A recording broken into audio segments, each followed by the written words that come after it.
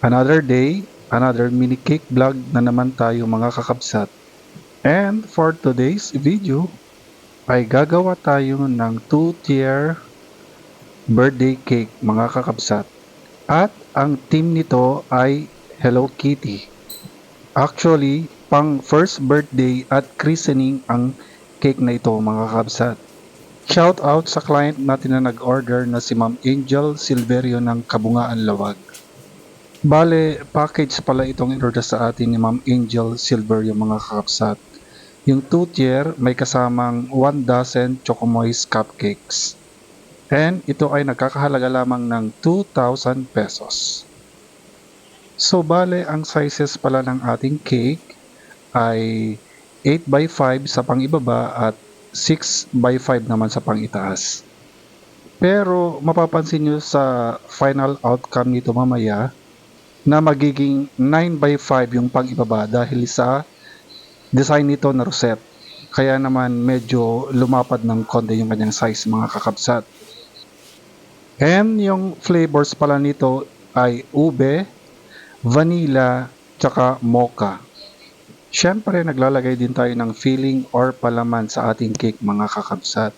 Yung ating homemade na custard or yema, tsaka yung ready-made na caramel fudge. At syempre ang ating gamit na icing or pang-frosting ay ang ating pangmalakasang whip it. Madali kasi itong i-prepare. At the same time, pwedeng dagdagan ng iba't ibang flavors. Since 2-tier ang ating cake mga kakabsat, kaya naman naglagay ulit tayo ng dowel stick. At syempre, para may support talaga, lalo pag ito ita-travel, naglagay din tayo ng maliliit na dowel stick. And patungkol sa mga dowel stick na yan mga kabsat, lately lang may nag-comment sa aking mga recent posts or vlog.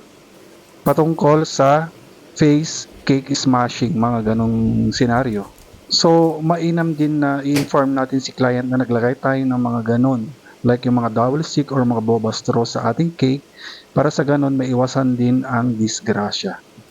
Kaya, maraming salamat sa nag-comment nun. At sa mga gustong mag-order sa amin ng cake, mapa-customize man ito or hindi, pwede po kayong mag-message sa aming FB page na Mike's Cakes and Pastries, o di naman kaya ay sa aking personal FB account na Mike Vita. At sa puntong ito mga kakabsat, tayo ay naglalagay na ng kanyang mga printable toppers and accessories.